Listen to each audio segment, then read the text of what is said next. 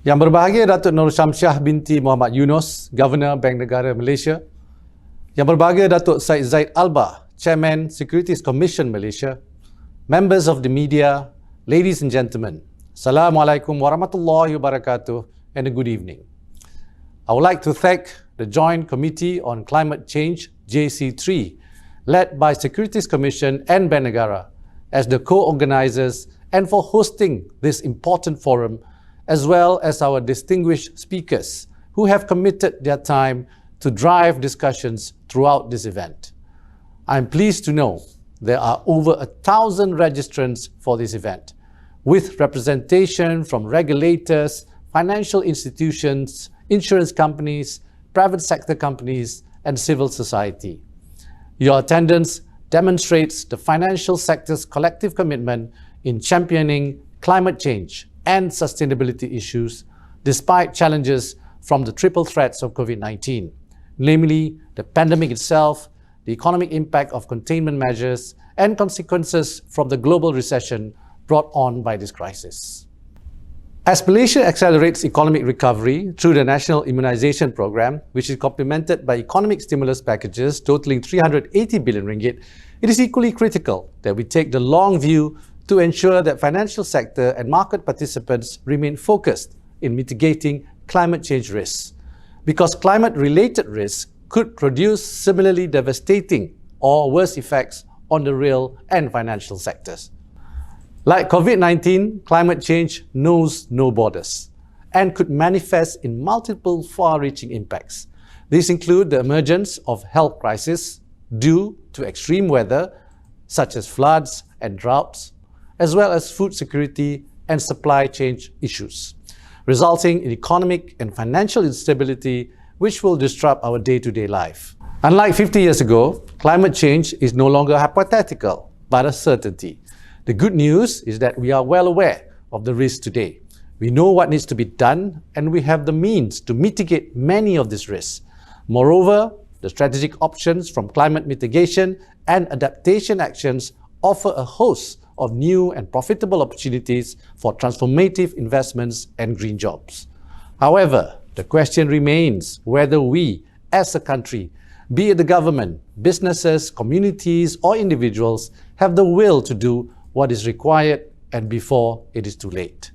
Acknowledging this, the government has adopted a whole-of-nation approach in addressing the impacts of climate change on financial stability and economic sustainability.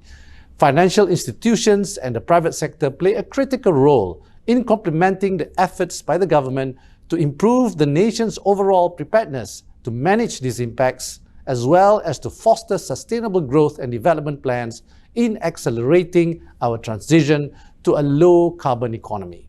While climate action is urgent, we must also ensure that decisions are made in a holistic manner to optimize the outcome for as many stakeholders as possible. For example, how do we pursue an all-encompassing green development that also benefits future generations? How do we meet our aspiration of becoming a high-income economy in a way that improves living standards for the bottom 40 and ensure inclusivity and the narrowing of wealth gaps? Ladies and gentlemen, in aligning our policy actions to the sustainability agenda, the government has made meaningful progress, both at the global and domestic level, beginning with signing the Paris Agreement on Climate Change, as well as being part of the United Nations Sustainable Development Goals. I myself am now part of the Coalition of Finance Ministers for Climate Action. With the first meeting held during the World Bank and IMF 2021 spring meetings in April, issues discussed include the need for more green investments as part of a global shift toward an inclusive and resilient recovery from the COVID-19 pandemic. The coalition also shared perspectives on policies to make progress towards decarbonization and managing climate-related financial stability risks.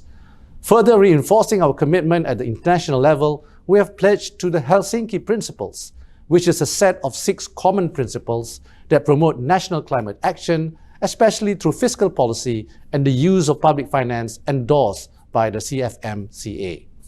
Closer to home, the recently established Malaysian Climate Action Council, which met for the first time last April is a whole-of-nation approach in addressing issues related to climate change, chaired by the Honourable Prime Minister himself, along with the participation of economic-related ministers and chief ministers of all states. MyCAC provides a national-level platform to more systematically and comprehensively get all sectors and states to act. During the first meeting, MyCAC outlined 6 key priorities that will underpin and strengthen national climate governance through the concerted efforts of all stakeholders to meet our commitments under the Paris Agreement. This includes developing a green recovery plan for Malaysia to be a hub for green economy services and technology, and the implementation of various programs to drive the climate change agenda by mobilizing manpower resources and financial allocations. Some of the initiatives we are working on through MyCAC include developing carbon market guidelines and carbon pricing policies to support a national emissions trading system, implementation of a low-carbon mobility development plan 2021 till 2030, and developing a national low-carbon city master plan as the basis of guidance and direction for low-carbon cities.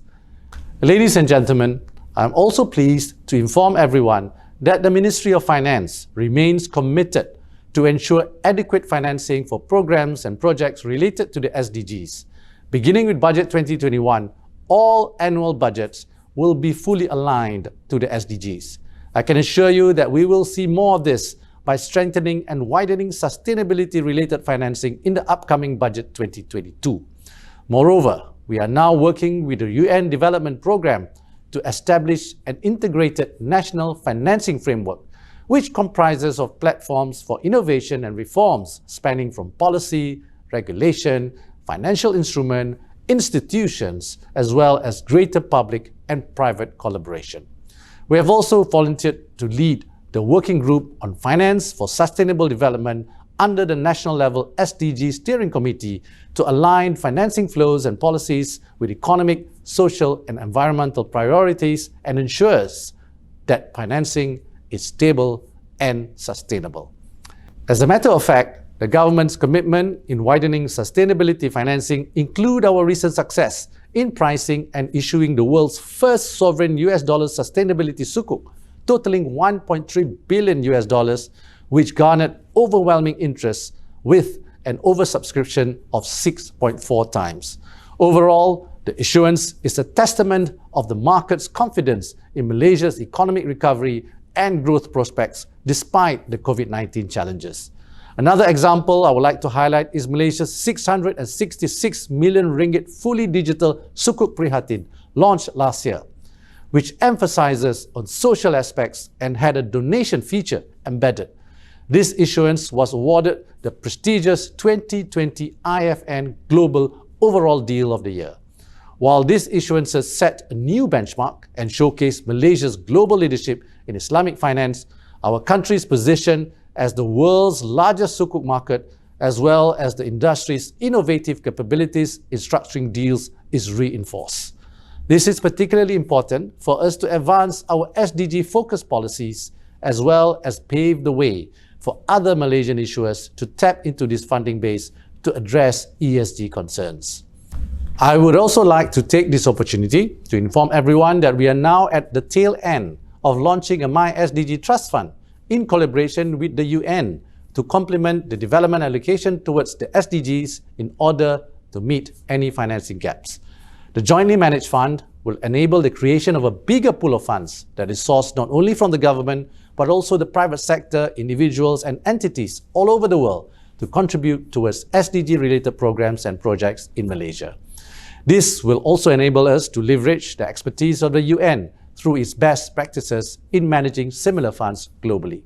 Ladies and gentlemen, the role of the financial services sector in accelerating sustainable business practices cannot be understated. It is the financial institutions' responsibility to ensure that their services do not cause harm to the people and planet. Moreover, they play a key role in channeling capital towards a low-carbon economy, which will create greater economic opportunities in new jobs and better resource management while reducing emissions and protecting the vulnerable groups. Financial institutions, as providers of capital to the private sector, have the potential to play a key influencing and catalytic role in accelerating the adoption of sustainable business practices. I'm glad to see the rapid development and maturing of sustainability within the financial services sector, with the JC3 platform established in 2019 to pursue collaborative actions for building climate resilience within the Malaysia financial sector. Being one of the members when it started, I am very encouraged by the significant progress achieved so far. Just within the last 2 years, Bank Negara has issued its principle-based taxonomy, which will form the critical backbone towards identifying, measuring, and catalyzing climate-aligned activities, as well as its VBI sector guides, which set out specific sector requirements for key sectors such as palm oil, renewable energy, and energy efficiency.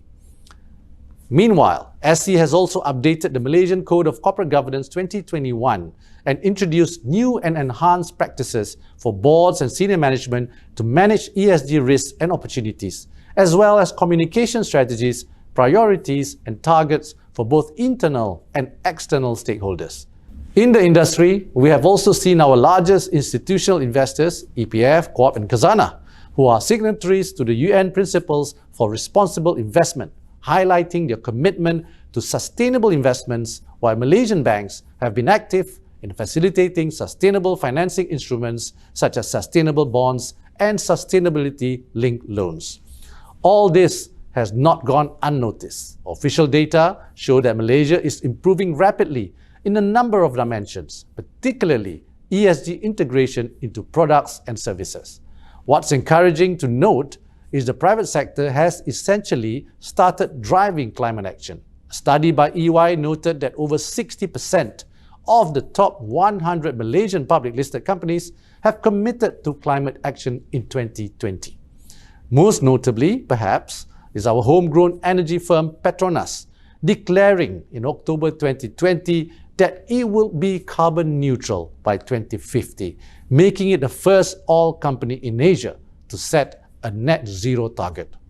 On this note, I would like to encourage all Malaysian businesses to ride on Malaysia's well-developed financial market, global leadership in Islamic finance, and government's initiatives such as Green Technology Financing Scheme GTFS 3.0 to drive sustainable finance and generate maximum benefits based on the people, planet, profit principle.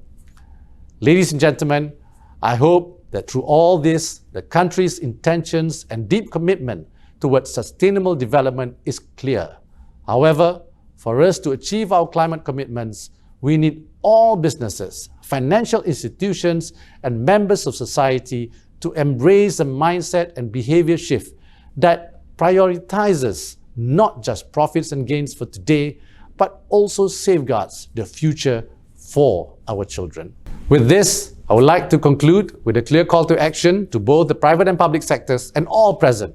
Capacity building events such as this conference is critical in enhancing the management of the impacts of climate change. However, given the urgency of the climate emergency, we need to quickly move from awareness to commitment and action. Therefore, I urge the financial services players here today to identify areas where they can make an impact and set targets to achieve them. Importantly, targets must be set in alignment with national priorities such as Malaysia's Paris Agreement commitment to reduce greenhouse gas intensity by 45% by 2030 and other science-based targets. Each of us has a role to play. For me, the COVID-19 crisis has demonstrated that urgent, decisive, and coordinated actions can help turn crisis into recovery opportunities.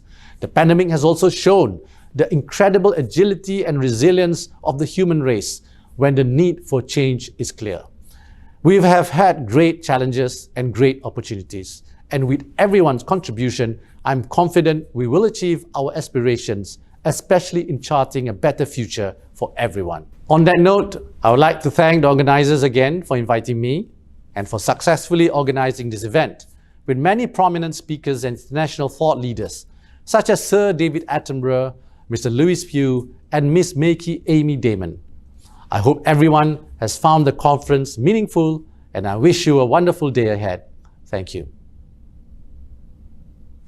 Thank you, YB, for that very enlightening speech. Now, we do have a couple of questions for you today. First question, I understand that sustainability and sustainable development is a key component of the 12 Malaysia Plan. Many countries, including Singapore, have already imposed a carbon tax, and some countries like France have made it illegal to throw away edible food. What are some of the key policy developments that you expect to see in Malaysia for the short or medium term? For example, regulations and incentives to transition from brown to green, and what are some of the measures you're considering for budget 2022? Thank you, Luan. As I mentioned earlier, the government views the importance of a whole of nation approach in terms of developing short, medium to long-term key policies for sustainability and sustainable development. So this includes the impact of climate change on financial stability and economy, as well as addressing social-related issues like poverty. So I touched on this earlier in my speech, some of the key policies in the medium to longer term arising from the MyCAC, which is chaired by the Prime Minister, is our plan to carry out carbon pricing and trading. This has to be done carefully so that such activities do not affect the country's greenhouse emissions commitment. Right? At the moment, we are working on the development of a national carbon trading policy, as well as the development of emission trading scheme, or what you call it, the ETS. This will require careful deliberation on areas such as its implementation mechanism and framework, as well as the governance structure. Another area is on the development of a green recovery plan. This is like the Green New Deal, so that Malaysia will become a hub in the field of green economy, services, and technology, and will foster green lifestyles in all walks of life through the concept of planetary health towards holistic, sustainable development.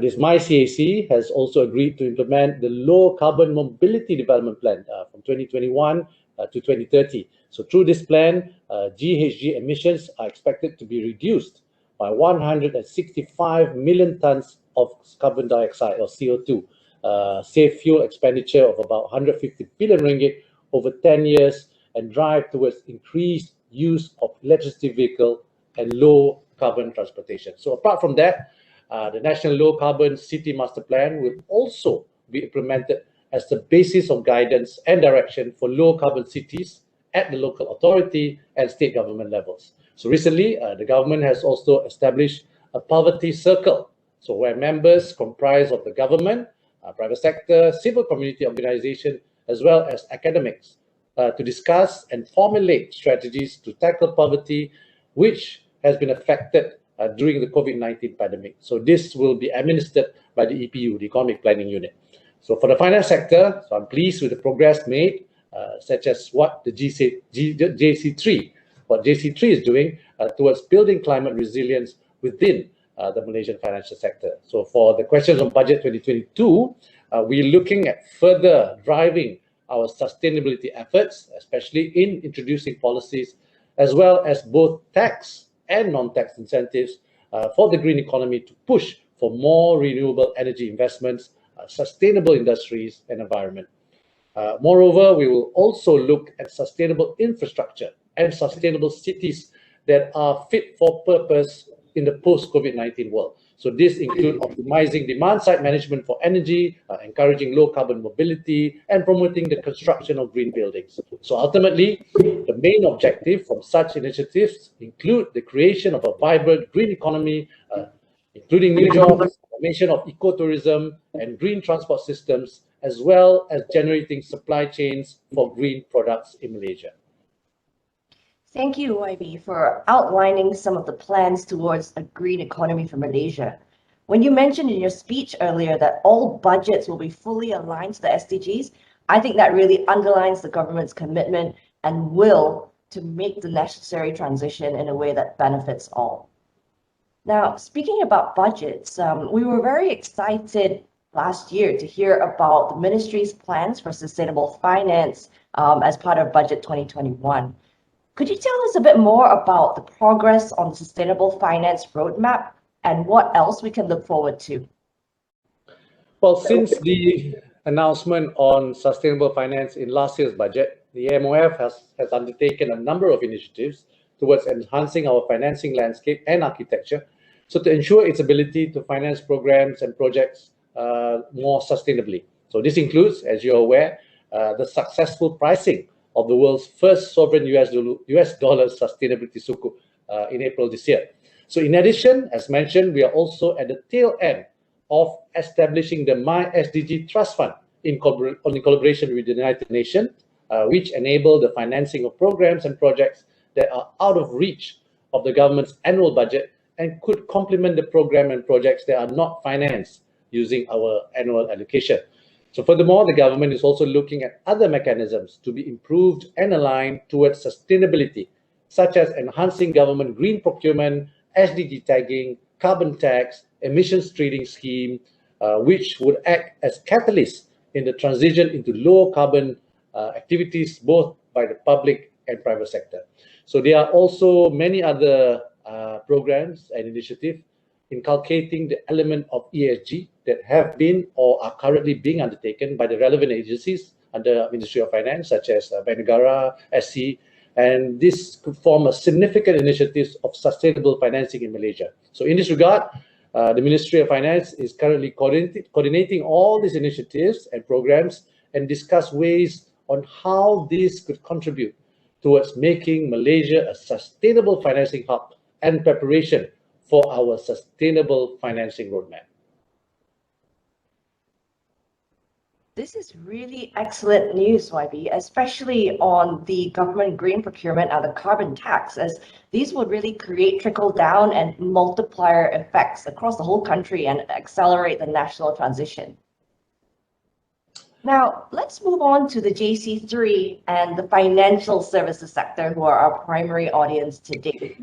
The JC3 Finance for Change conference in the last 2 days has discussed the multiple efforts undertaken by the financial regulators, as well as development over the last 2 years. What are some of the challenges you see to sustainable finance, and how should financial institutions prepare for this?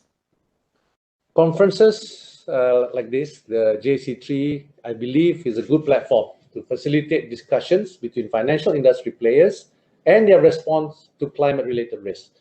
It is encouraging to see financial institutions and investors in Malaysia recognizing the urgency to accelerate efforts to manage these risks. So one of the main challenges that I foresee is in putting these ideas and recommendations into practice and action. So this includes challenges on the convergence of financial and non-financial information, as well as sustainability factors affect the entire decision chain within an organization.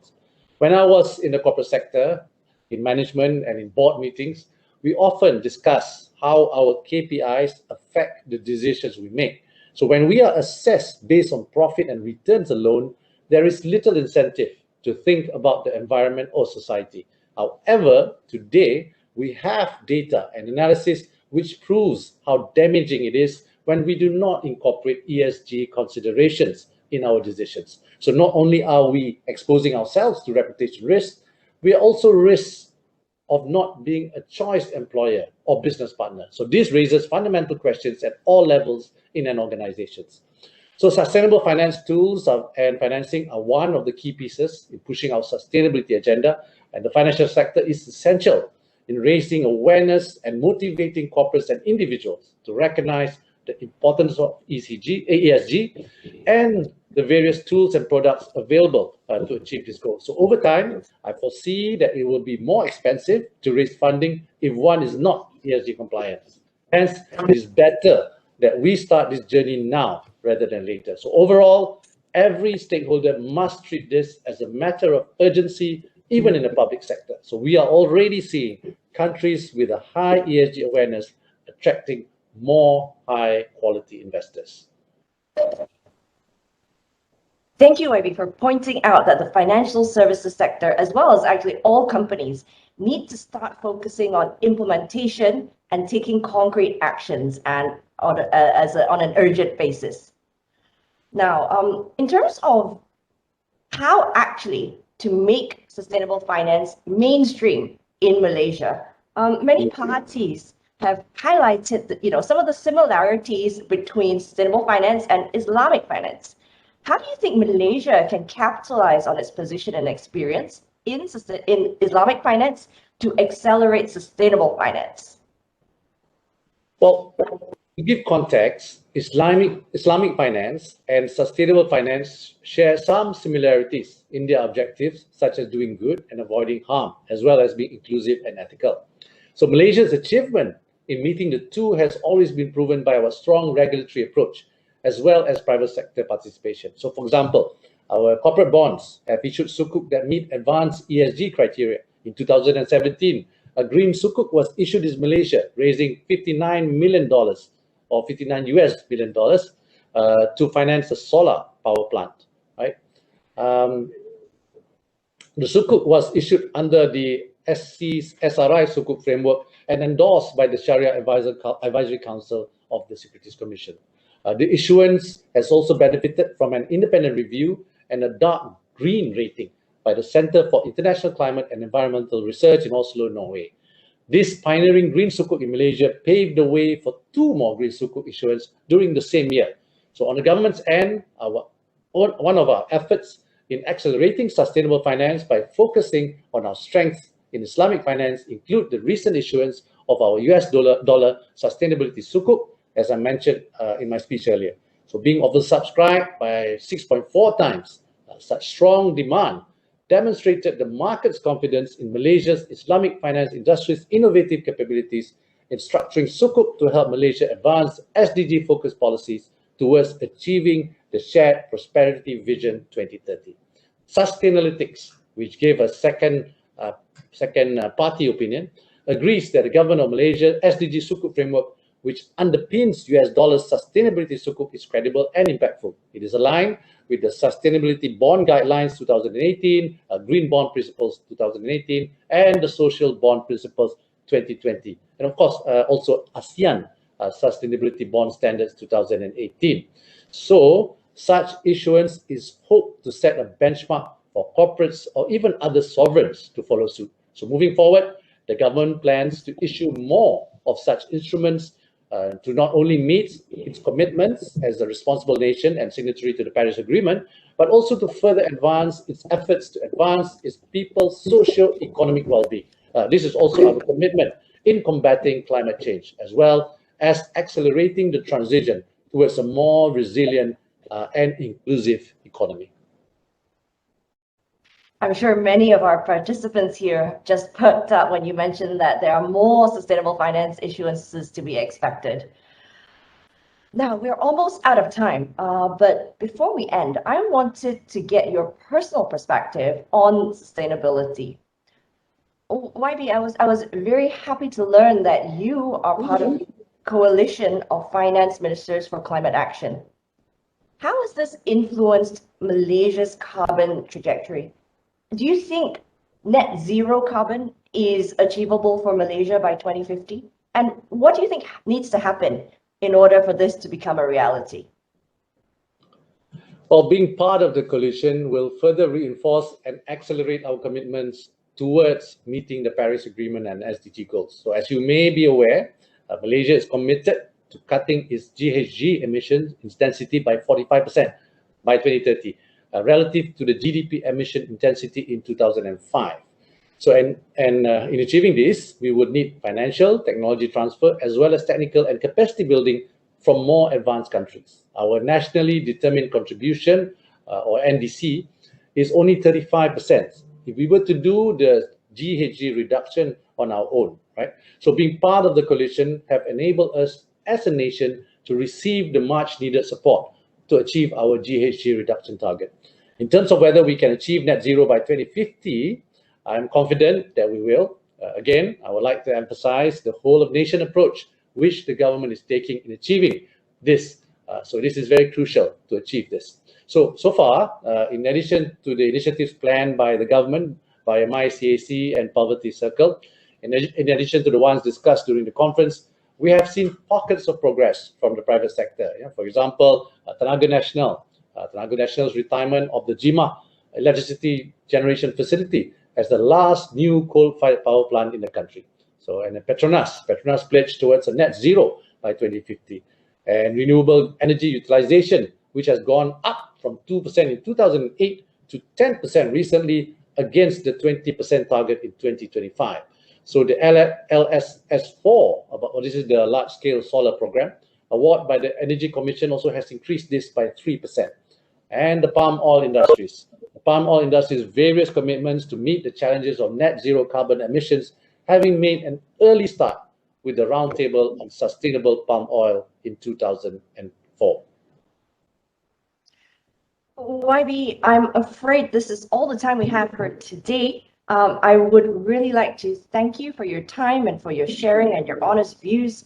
I took away a number of very clear key messages, such as the deep commitment of the government to move towards a low carbon economy, the importance and catalytic role of the financial services industry in the transition, the financial and non-financial drivers of sustainable finance, including cost of capital and market access, and finally, the urgency for all parties, the whole of the nation and the whole of society to act and act now. Thank you very much, YB. Thank you, Luann. Thank you for having me.